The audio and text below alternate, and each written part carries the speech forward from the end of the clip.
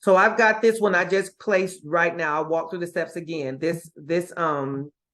This call here, I just opened it just now. It should still be good. So I'm gonna highlight both of these. I'm right clicking, create the closing order. Okay, so then it pops up over here where it says advanced order. Okay, I am picking the OCO. This looks like a debit spread if it's green.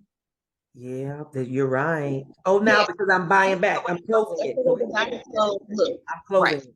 It's Okay. supposed to be green. So if you're Okay. closing it, you do need that. So then I need to click in here and do a create duplicate order.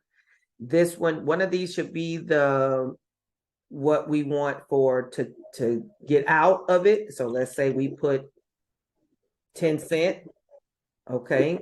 Yes. And then the other one is what and then right. Well, under the order column, you'll change that second limit to stop limit. Okay. Or to stop, depending on, now the regular stop will get you out at whatever the market price is. I use stop limit. Okay.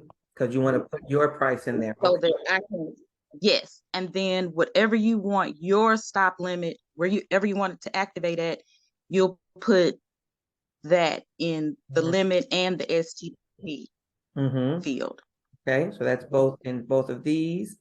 And then Yes. this one, And then I'm willing to buy back for $10. yes.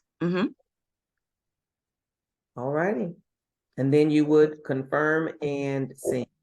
So that has to happen after you entered your trade. You go back and do those steps I just mentioned. Okay. The hard